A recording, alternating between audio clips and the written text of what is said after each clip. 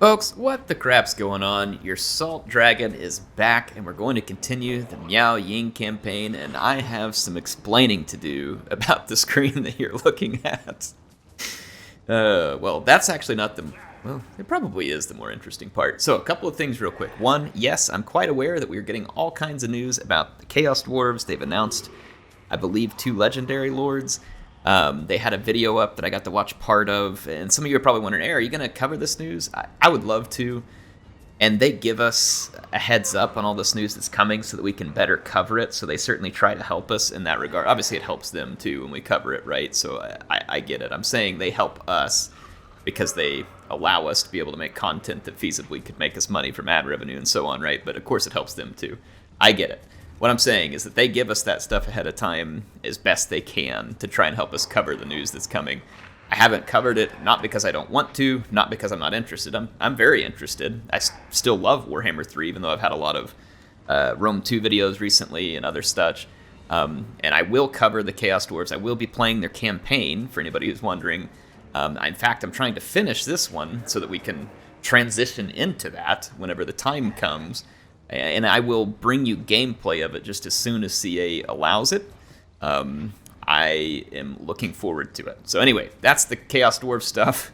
But yeah, I'm too busy to like really take a bunch of time to go, try and do a roundup for you. Plus, I'm sure other people have already done great videos on it, such as like I know the Great Book of Grudges is one of the people who's always making videos on the news. So I'm sure that they've covered it quite well. In any case, let's continue this campaign. So what are you seeing here? Well, I had started an offensive against Kholek, and I was recording that offensive, and the power crash, or what is it, power surge? I don't know. There's a slight bit of rain today. There's no wind, but apparently we got 2 power surges, both of which turned off my computer mid-recording, which corrupts the file. And because Legendary has the autosave thing, which is another arbitrary way of making it more difficult for the player, one that I'm not a huge fan of, but nevertheless it is what it is. Here's what happened. I began my assault against Kholek. I split my forces into 2 groups of 2, heading in different directions to knock out their vassal territories.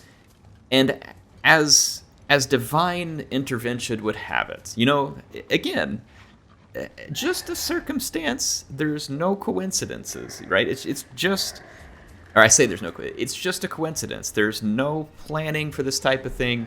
I march towards Kholek's territory. His armies flee away because they're going to get beaten. And just out of nowhere, totally out of nowhere, completely coincidental, Clan Rictus shows up with 2 armies. Their armies are quite a ways away from mine. And when they attack me, just purely coincidental, they managed to get the ambush, because Skaven have that opportunity to attack and get an ambush. Again, I mean, the dice roll was completely fair. I'm sure the AI did not get any assistance in making sure they rolled that ambush. And they didn't ambush my stronger army with Miao Ying. They, of course, ambushed the weaker one. And again, all coincidental. And they still lost. You scheming Skaven dirtbags.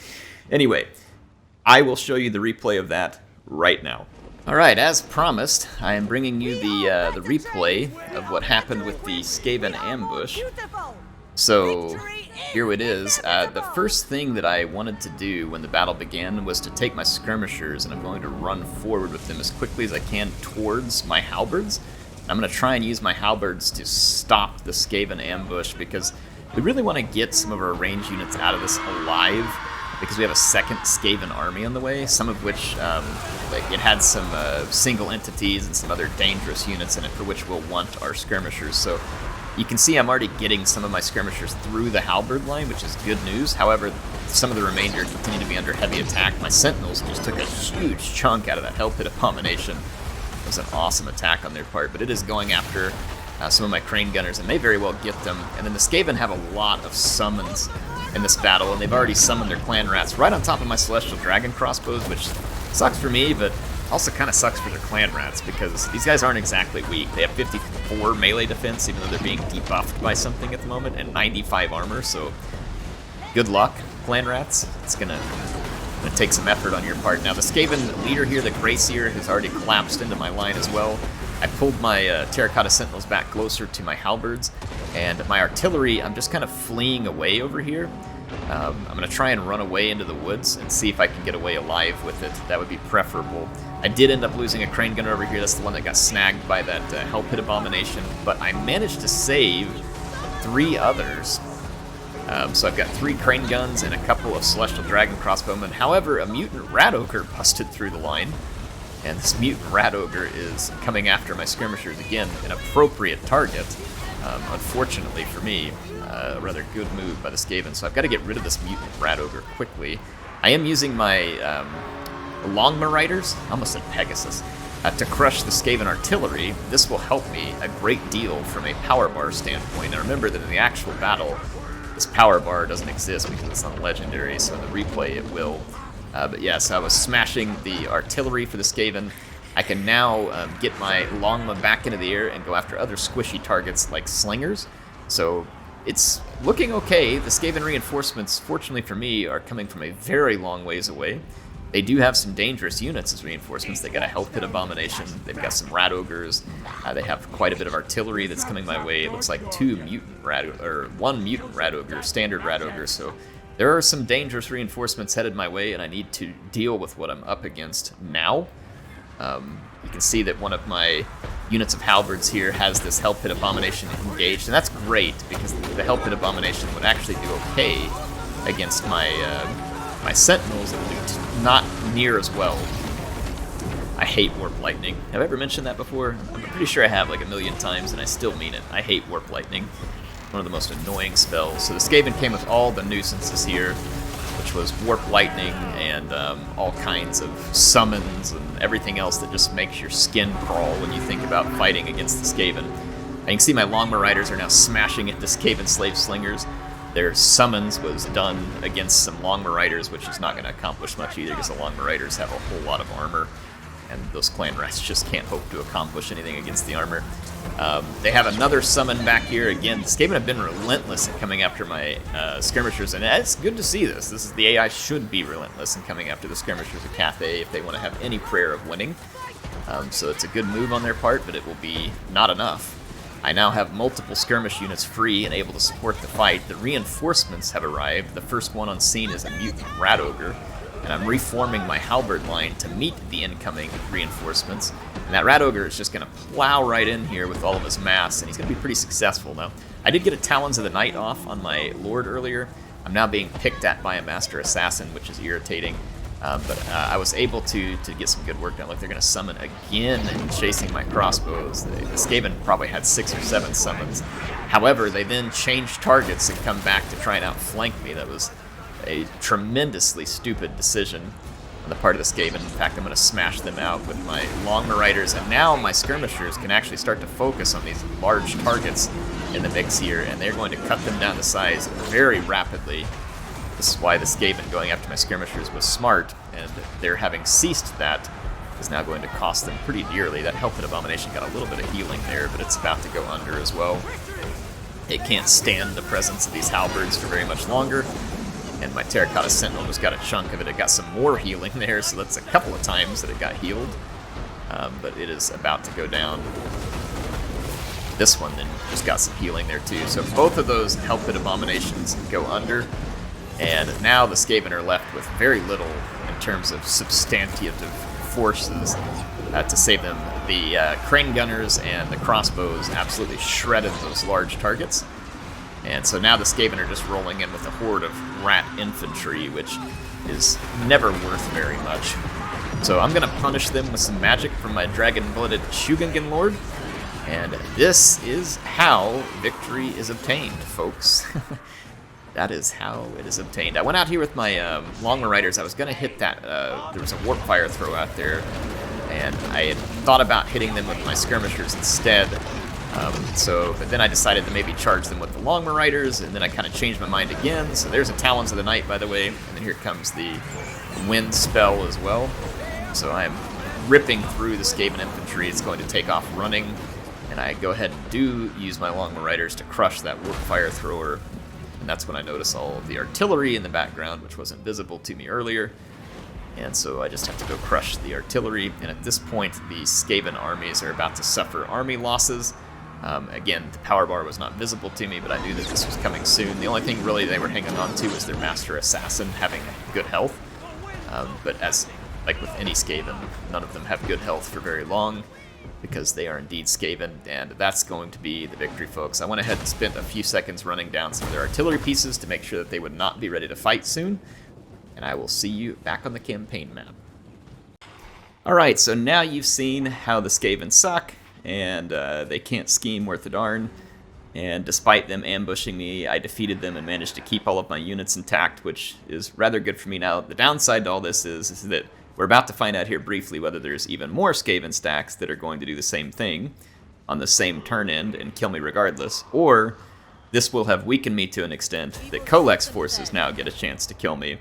So we may not be completely clear of ramifications from this, again, just pure coincidence that Chaos happened to be in the right spot at the right time. We have an underway interception chance at Pig Barter, so the dwarves were trying to move past me.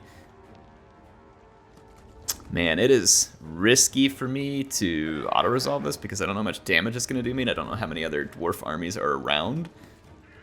Let's take a look at the terrain real quick. It's an underway battle, so it's going to be... I think this is one of the flatter maps. They have flame cannons, whereas I outrange them pretty significantly, and I have a lot of crane gunners. I'm going to fight this one manually, so that we can wreck them more efficiently and not let the auto-resolve get us. Alright, I've got the battle underway. I'm going to immediately target flame cannons, as they are the greatest risk to my forces. My rocket battery and cannon are in range, so this should force the Dawi forward. And if they do not wish to come forward, I'm totally fine with that. I'm happy to gun them down from range until I'm entirely out of ammunition. And then move forward with my crane gunners and proceed to step 2 of gunning them down until I'm entirely out of ammunition. It looks like we should have their attention here. My rocket is making an utter mess of their troops right now.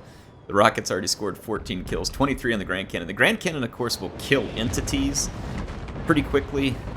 The cannon or the rocket does a lot of splash damage, so I think the rockets probably cause more damage, but it splashes around to multiple units rather than being focused into individual entities that it strikes. I'm gonna actually open fire on that Thunderer right there to see if any of my misses. I am flabbergasted that the dwarves aren't attacking me. I mean, they are taking just tremendous casualties at the hands of my rockets. And like I said, I'm here for it. I'm all about it. Okay, their flame cannon's now in range of my cannon. And it's very nearly in range of my rocket battery. My crane guns should be opening fire here soon as well. Ooh, that was a devastating rocket attack.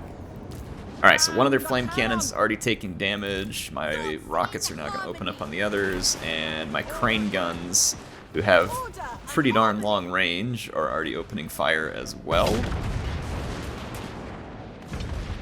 I'm going to actually bring my Terracotta Sentinels up to try and kind of mix it up and give the dwarves something to look at up front. I actually forgot to deploy these units properly from the beginning of the battle. Big surprise, Air forgets something. That's like hearing a news headline you've heard 100 times before. Alright. Our crane guns do need to focus down Thunderers. Thunderers will be biggest potential risk.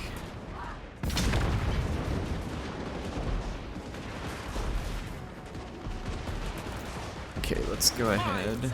I'm gonna pull my halberds forward.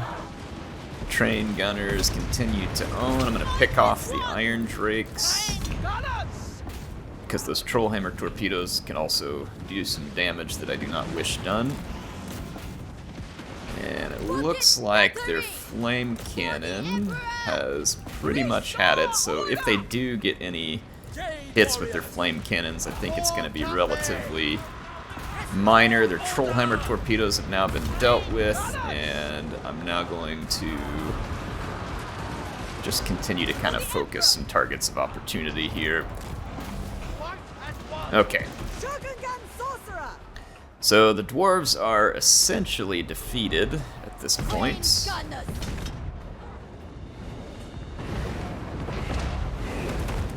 Do they actually have a cannon piece? They do not. Okay. So they're done. Yep. Alright, so a very efficient battle for us. That's going to be the end of the dwarves here, and as they flee, I'm going to move my troops out to the flank so that my crane guns get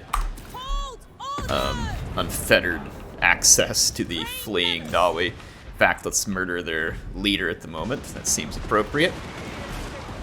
I'll make him pay for trying to move underground. And then our rocket battery has expended its ammunition. And I'm just gonna go fire at will here with the crane guns. Let them pop a few shots at these Dawi on the way out the door, and I will see you all back on the campaign map. Alright, so once again, crane guns proved to be the absolute bane of the Dawi. Definitely not something that they wish to encounter. Very clean victory. We're going to replenish that army in its entirety. Oh my gosh, our crane guns just absolutely owned. Our rocket did some incredible damage dealt there as well. It uses its ammunition much more quickly, but of course is more effective spread across units.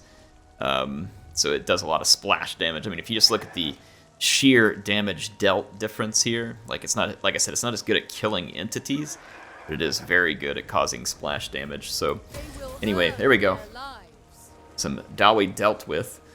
There are many more Dawi out there on the horizon, and I would love to finish this campaign before they come knocking at my door, because taking on an Iron Legion the size of half the world, who has a grudge against everything that both breathes and doesn't breathe, is not something that I am particularly fond of. Those stubborn little dwarves would be an absolute nightmare to mop up across the map. So we lost Shattered Stone Bay to the hands of Emmerich during that turn-in. I had been preparing for his arrival. He did not go in the direction that I thought he would, so it is a smidge irritating. I cannot reach Emmerich on this turn, which is frustrating to say the least. However, what I'm going to do is I'm going to move in behind him. He's not going to get very far in assaulting my settlements, so I'm going to just continue to leave a huge front here and kind of keep him fixed. I don't want to reduce the army size up here near Pigbarter to a point where the Dawi could potentially overwhelm me at this, so it is not what I wish to accomplish here. We could go ahead and get another skill point into... Let's finish Magic Reserves, and then we'll put more skill maybe into Mentor to continue to build up the units that need it. Sword of Cain was claimed by Leopold. That's not good. Of course, I don't think Leopold is anywhere near me at the moment, which is good. Good for me, at least. So it looks like we're going to be replenishing the same on this army regardless, because we're in Ogre territory. So Clan Rictus was sent packing. So their little interventionist moment there did not come to any type of interesting outcome for them. This is my more experienced army, I believe, although this is not a particularly good army. I should have upgraded this army prior to bringing it up here, because it could end up in trouble. I'm going to move up towards Titan's Notch. So I took Yeti Peak, Blood Peak, and Firemouth all the way from the vassals of Kholek, while I was recording, in the recording that was dumped by the power surge. So I took all three of those, gave all three of those to the ogres. I also took control of Valley of Horns and Krakkatten. I may have done that one in the last episode. Handed both of those to the ogres. However, the ogres have a little bit of a Dawi Tide problem on their hands. I say they do, I do as well. So I'm kind of fleeing back away from that huge Dawi Tide with Xiao Ming. I've got another army that will be ready in a couple of turns, and this is a character that was wounded that I'm trying to bring back up into the mountains to meet back up with its parrot army. We have one more character who is wounded for the time being, again awaiting a meetup with their army. So I'm going to continue to push forward towards Kholek, because he is the objective here. These other factions are just a delay at the moment, an annoying one at that. I cannot move this army forward, apparently, because they're going to reinforce me as it stands. So let's bring Miao Ying forward. This should drive the army of chaos back. That is good. I can now move this army up to the next point of reinforcement, lead the attack, and we will KO Kholek's army here. You know what? Let's fight this one for fun as well, just because we can. Just because we can. I don't really even need my reinforcements here, but again, just because we can. So here we go. The battle has been joined. I'm going to open fire with my cannons. The forces of Kholek, they're going to reposition. I don't know how long they'll pursue that end, as it is not in their interest to stay at range for very long, because I'm going to hurt them. I'm going to hurt them badly. And I don't mean that like that I'm some kind of demented killer making a promise, just very matter-of-factly as their enemy. An enemy to all things chaos. Those trees are very fortuitous for Kholek's forces here. I'm not very happy about it. My cannon has already pounded one of their horsemen into what no doubt will be submission. Yeah, those trees are irritating. It's not going to block everything, but it will give them some cover. Some unfortunate barrages there. My cannon straight up missed there. That's unfortunate as well. I'm only going to get more artillery, so I'm not really sure what the purpose of their armies awaiting the arrival of my reinforcements is. Seems like an ill-advised strategic move, to be certain. Let's go ahead and move in said reinforcements.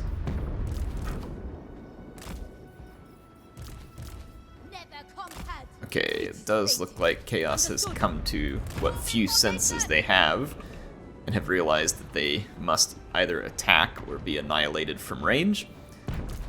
Glad that they have some understanding of how things work. Alright, my units here, I'm just gonna have them stand defensively speaking. You don't scoot forward, please.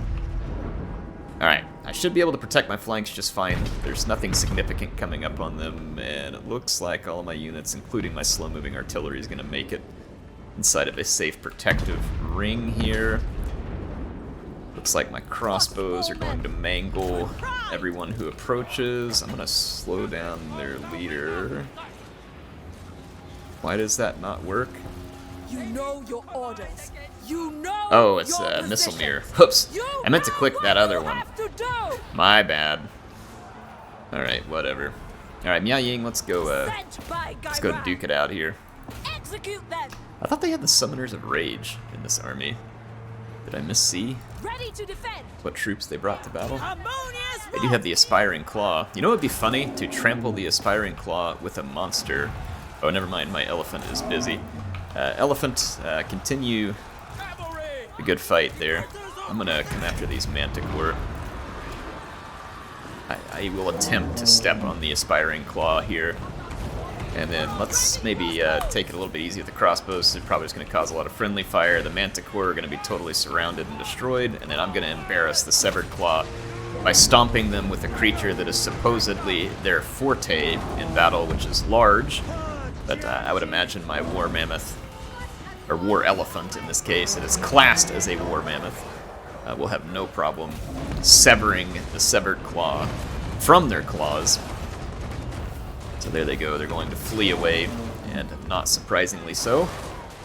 And that is going to be an utter annihilation and quite simple defeat of Kholek's forces. Alright, so we got a lot of money for defeating Kholek's forces there. That's quite nice. It's not much replenishment, but I don't need the money, so I'm just going to take the replenishment.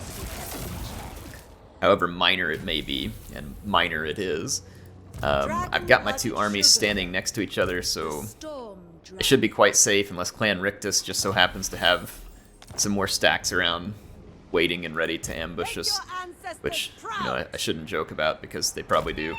Alright, at Titan's Notch, I'm going to dismantle this. I think at this point we actually probably have the 70 settlements that we have either occupied, looted, razed, whatever. I think we've now completed that on the victory conditions for the long victory, which was our objective. I covered this actually in the video recording that got messed up. So the Heralds of the Tempest are the only remaining thing between myself and a long victory, which again has been and always will be the objective of this campaign, is to gain a long victory, because the other stuff just ends up taking forever. So yes, I am at this point very close indeed, very close.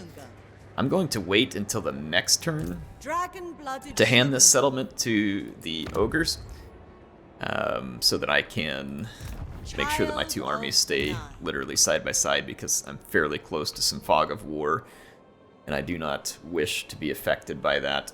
Let's see, speaking of, yeah, the poor ogres are gotta run some fights they're not gonna want to. I don't really need to move my armies at Pig Barter.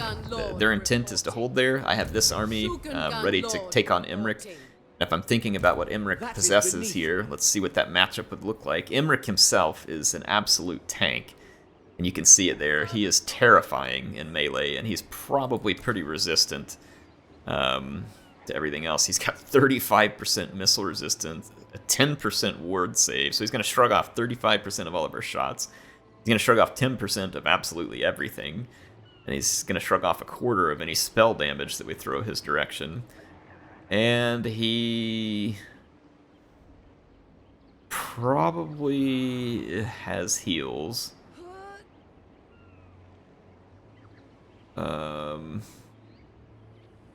Obviously he causes terror and courage. He's got a Star Lance, of course, as he would at this point. I don't see heals listed, but he very well could. So he is going to be a brutally powerful character. Can we defeat him with this army? Probably. Probably. But, you know, like, he could cut through a Terracotta Sentinel, for instance, quite quick. Oh, and I do have Final Transmutation. So yes, we can most likely take care of Imric, though he's kind of a lot like Archaon in the sense that you don't want to underestimate the damage that he is capable of in his fully developed late-game state. In fact, he may make Archaon look a little easier in melee, comparatively speaking, because he is quite powerful. Probably one of the few units that probably could melee Archaon this late into it. I'm not going to worry about... Well, I guess I could put the building here. Well, actually, am I working on a Yang tech? I think I am working on a Yang tech. I could just cease researching it. But it's a useful tech. It gives us more. So I think what I'll do is I'll go ahead and put a yin building here. Actually, no, I'm not. I'm going to put some trade goods there. Let's go. I have another bunch of settlements, though, that we can deal that with. I've got multiples. So I think one of them is over here somewhere. Let's... Celestial Lake. Yep. Alright, so we already have the income. Is there one where I can build income? Because that's probably my preferred building here. Probably not. I doubt I have one available where I can build income. So we'll just have to build whatever it'll allow us to build from a yen standpoint. Which is nothing, apparently. I cannot use these to balance because, oh, I already have all the stuff. So I was thinking and doing something that isn't really even possible there, so me using those for balance isn't an option at this point. Here I can, so not a total waste here. We don't need the growth. The income from all buildings would probably be acceptable, so let's do that. That'll help me to counterbalance the roughly 2 yang that we're going to be up against. I could go ahead and just put this other one here too, and that should straight up counterbalance it. However, I do have characters that are about to come back from being wounded.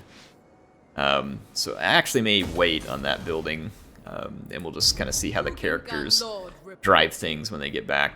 Chaos really wants to come through the walls, but they are totally incapable of getting through my walls. It is not going to happen. I have 4 armies here that say otherwise. This army can't flee. Stupid suckers. The Lord Magistrate stands. I'm going to pull this army out right there. They can't flee. Nice move, you know. Come and force march right up in front of a giant wall full of enemies that can sally out against you. I mean, well thought out. Well thought out. I can see why the War Host of the Apocalypse took you on. I mean, just amazing commander. Erect a shrine to our ancestors. Thank you for the contribution of your lives and cash to the Keep Cathay Free campaign. Definitely appreciate you. There we go. I'll put a skill point. Actually, let's do that into sure aim. We want to buff up all of our units first and then head through those other tech. Let's see. Magic Reserve is going to be good. Okay, let's check a couple of things here. I'm going to see if any of my skill points need to go on to characters that can actually use them. Oh, look, we have this character here too. Doesn't have any equipment or ancillaries. We can do something about that. This must be a new character that we just put into a stack, or at least I would hope so. Hopefully I haven't gone this long. Let's put the Cloak of Po Mei there. That's a pretty good one. Let's find an enchanted item. Got Potions of Speed. Potion of Toughness is a good one because it does some healing, so let's throw that one on. Let's go take a look at Talismans. There's a lot of enchanted items, actually. We probably have the best one that we can get there, though, because healing is really quite handy. Pigeon Plucker Pendant, a Jet Amulet, which is going to give us some spell resist. I don't think that's going to be a Talisman of Endurance, would certainly be helpful, as these units are probably quite squishy in melee. So let's do the Talisman of Endurance, and then as far as a hand weapon goes, I saw a decent option. Got Warrior Bane.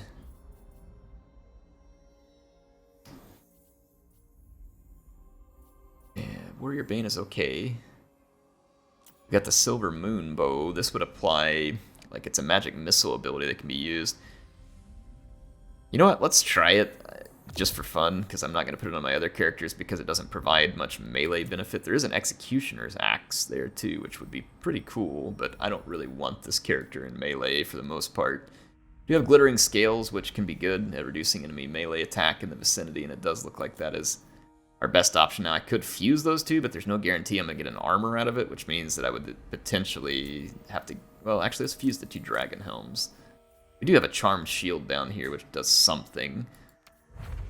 It's going to give us the Maw Shard, which is honestly not bad. Spell Mastery plus 40, but it only lasts while you're using it, so it can make your spells a lot more powerful, but we're not likely to be using those at the same time. Let's see what we get out of this. Crystal of Kunlan, which is not bad. Again, gives a pretty nice passive. The Talisman of Endurance. Explosion that affects all enemies in range. I don't... Probably just stick with the Talisman of Endurance for now. Let's see what else we got here that we can particularly... There's got to be other stuff that we can... Armor plus 90. Round of Command is pretty useless. Featherfoe Torques are pretty useless as well. Let's fuse that. I just need to get an armor out of one of these. We got a Fan of the Magister. Not a terrible item, but not particularly useful. Again, let's fuse. I mean, one of these days we're going to get an armor out of it. That is a pretty sweet spear. Armor Sunder. Yeah, okay, we're gonna drop that Moonbow and put that on. That's pretty great. Kind of hard to get something like that. Let's do Shrieking Blade, Warrior Blade, fuse. Come on, give me an armor. With a Crown of Command. Well, I had 2 of those, so we can fuse those. So I'm pretty sure we did, unless I fused it with something else.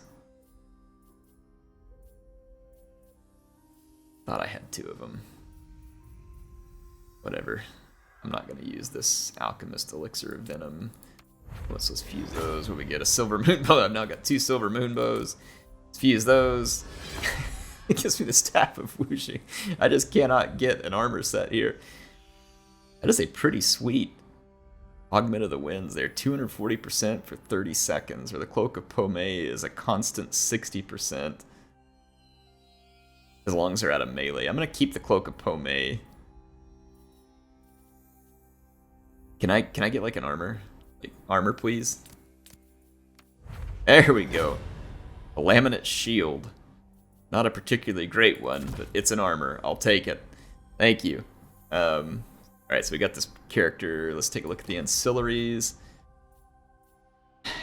And water snake breeder is never gonna hurt anything. What else is even available? Sure, we'll throw that on there because we're probably gonna have plenty of room. Anything else available? City administrator, why not? That's about it. Okay, alright. So we've not left that character completely unequipped now, which is great. In fact, we got some pretty decent equipment to throw in there. The Lord Magistrate stands The Lord Magistrate stands ready. I will be obeyed. Okay, Logistician. It is There we mine go. by blood right. Let's go in here one last time. Let's check this little menu again. Yep, we do have skill points still available. I was just here and didn't give her skill points. I don't ever forget things. What are you all talking about? Stop accusing me. You have no evidence. It's certainly not on video. Alright. Skills. And let's see. Just everything that we need to over there. Hounds would be fine. We've got a couple more skill points to deal with here. Keep dumping that into Sure Aim. Descended from celestial glory. And this character, I think, is already up at 50. Yeah, they're at 50. We can put that last one in Mentor, though. Astromancer of Cannot put Grand anything Cathay. there. Okay. All right. So it looks like we are ready to end a turn. Let's do that and see what comes up from our enemies. Oof, man, we're so close I can taste it. We just got like 5 or 6 Kholek settlements to get rid of, and then whatever armies he has should come suiciding in looking for a settlement. So we're probably like thinking 2, maybe 3 episodes tops, which honestly probably puts us in pretty good timing-wise for the Chaos Dwarves, because I know they're coming out relatively soon, so we can just get a chance to swap over our next campaign straight to them.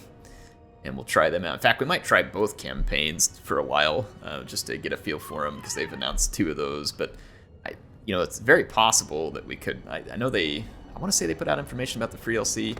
I don't know if I want to say, if I remember right, it was a hero. But if they put out any other lords, of course, we can check out all of their campaigns. And I think what I'll do is probably, I haven't streamed in a long time. I'll probably run a stream where we do some battles with the Chaos Dwarves. I was thinking about doing a stream like Chaos Dwarves versus the world or whatever, where we basically just have the Chaos Dwarves face off. Like, I'll play Chaos Dwarves and I'll have everybody else just come in and play every other faction they want to against them. We'll do that. So let's do, where's old McGut here? I got another settlement for you, buddy. It's called Titan's Notch. It's real nice. Beautiful this time of year. You'll love it, okay? Come take care of it for me, please. Thank you. Yeah, see, I actually replenish faster when I give that stuff over to the ogres, which is part of the reason why I'm doing it. Some people may think that my trying to prop them up is pointless. They could potentially turn against me. All of these things that you're saying are quite possibly true. However, I'm going to continue to do this strategy just because it's something that I do not have to take care of at the moment, which is quite nice, I must add. This army is It shall be effortless. to move up like that. Okay, there we go. We're already at skill point 50, and they're at skill 50 as well, which we can go ahead and dump that less skill into Mentor. Should be a good place for it. Okay, Let's check out these two armies that ended up in a bit of hot water from the Skaven. Did they get an injured character too? Or did I just lose someone in that battle and not notice it? Let's go take a look. I've got one more injured character. He comes back in one turn. And that one's 20. Yeah, okay, so one of the injured characters is headed back to that army. The other one's going to need to come over to this army. Okay, fair enough. Fair enough, so at least I know why we're missing a unit in that army. Miao Ying can totally reach Black Fang on this turn. This army can as well, though we do not know what is at Black Fang. If anything, it does not look like anything is there at the moment. I'm gonna push this army all the way forward. Warden of the Great Bastion. There is an army nearby, but it is not stationed at Black Fang. This should allow me to take the settlement with minor, if any, casualties here. So we'll take another settlement away from Kholek's minions, which leaves us very close to Jar Nagrund, which is one of the settlements that we are most interested in, obviously, because we definitely want to kill off Kholek's faction and obtain victory. Okay, my armies are now very close together, well within support range. We'll hand that one to the ogres on the next turn as well. So we're actually we're giving considerable strength to the ogres at this point. They're not doing much good with it, but I'm a good ally. I'm a good ally, am I not? Shugengan Lord reporting. Who would be best suited? I think I'm going to... I don't want to get too far away from these islands because the Skaven or other armies from the High Elves may end up here. I'm going to go ahead and thwack Shattered Stone Bay here, take it back for myself. This will leave the High Elves cut off from any reinforcements, so we've closed that door behind them.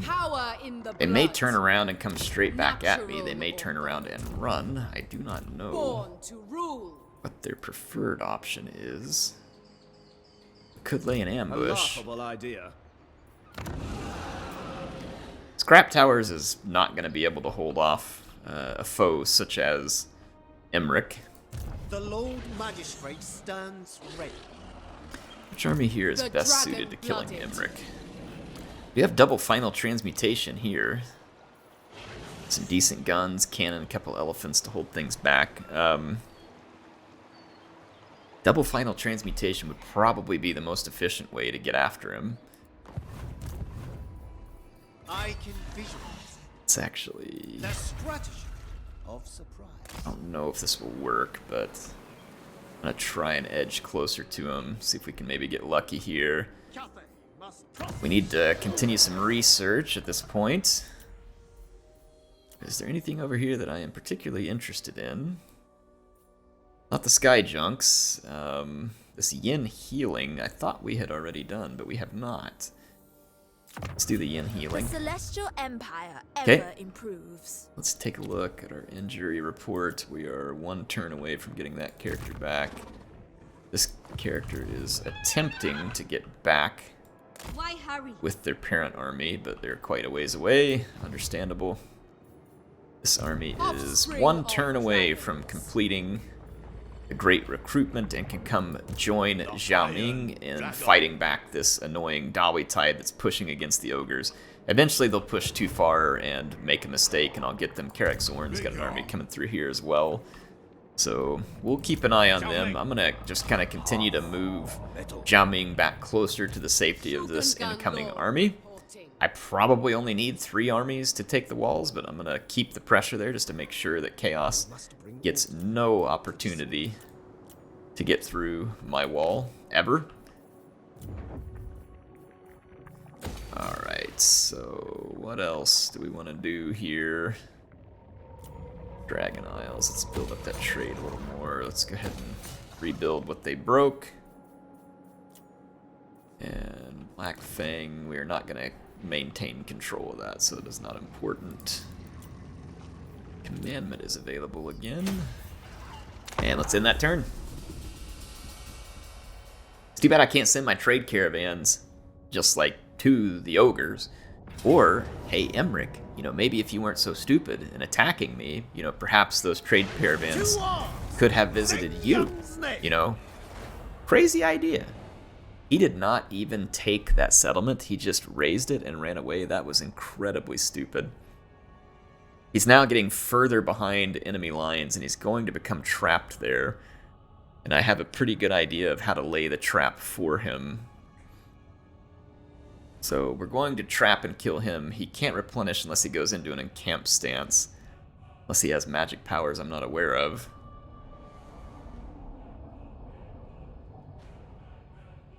Alright, we are just about done with this episode. I feel like we have made solid progress. Scrap Towers got sacked, okay. I mean, it's not really okay, but it is what it is. Let's fix the Scrap Towers. I cannot even reach Emmerich. He's now so weakened that he's gonna struggle, potentially, at some of these other settlements. What I'm gonna do is continue to roll this army in a sneaky stance, and I'll repair the Scrap Towers to try and draw Emmerich back, and I'll also move out of this settlement because, as you can see, we've got inbound greenskins on the way, and I'm going to try and ward them off as well. So I'm going to move here. So this is why we kept armies in these vicinities, or else these many multiple enemies will just undo everything that we've done. Still got our 2 armies there, so we could recruit another army if need be at Flayed Rock as well. We need to make sure and keep that intact. The Iron Dragon. Oh, this is great. I've now got yet another army. Wherever Cathay needs me. The Desert Alchemist. Alright, so I can join those 2 armies on the next turn. Actually blows strong. Excellent. So we're going to have some pretty strong armies headed in. Lord of Yin and Yang. Granite Spikes is in our sights. We need to continue to kind of move forward in an encamp stance here, which is going to limit how much we can move, but will allow me to replenish along the way and be ready to fight against Kholek. That is not great, seeing their 2 armies teaming up here. It's not what I would like to see, but I'm also not surprised to see it. The storm abides. Excellent. We should be able to hit Jarnagrund here. Let's go ahead and start to tiptoe that way. The Emperor's chosen daughter. Alright. Yes. Not see any armies there. And let us begin the siege with some towers. We're going to continue said siege. I'm going to move up my reinforcements, and then I'm going to hand the ogres that settlement, and we're going to be done for this episode. This guy got to come back really close because we held that settlement, so that timing was actually really fortuitous for me. Great, I like fortuitous timing. Seems to always happen for the AI, but I'll take it. Alright, so let's go to Black Fang and hand that over to the ogres. This is going to misbalance me some more because, you know, we have it in our possession at the moment with a building that's giving some yen influence. So where are you at, Greasus? My big gutted friend. When the over-tyrant rules all, there'll be a This Black Fang is the one we need to give him. It is, so Merry Christmas. You big oaf. Alright, yeah, so that's gonna throw me into Yang 2. In terms of balance. And we are no longer replenishing with this army, but that's okay, we'll be alright. For a turn or so. And we've got Jarnagrund. Oh, we can go ahead and auto-resolve it because we have plenty of forces to do so. Yeah, let's go ahead and take it because I just don't see that being a particularly interesting battle. I'm going to occupy. This will allow my other army to begin minor replenishment. It's not going to be great, but it will be replenishment. Same thing for Miao Ying. It's going to be slow because provinces aren't great for us. Almost about half wonder though. Maybe we should keep this. large fortress building here. So we could turn it into quite the significant fortress. And we could begin speeding up replenishment and pick up some useful buildings, potential place to bolster recruiting while we're on the campaign trail here. This might not be a bad grab for us, so I'll hold on to it for the moment at Jar Nagrand and kind of keep that in our possession, and we'll get ready to operate. So yeah, Kholek is feeling the pinch, though we could be in a little bit of trouble up here in the mountains, depending on what exactly they've got there. One of those armies is Kholek, and he's not easy to kill. Whatever, depends on what Vashnar brings to the field. But again, I've got more armies to push back the Dawe Tide that's kind of coming against the ogres.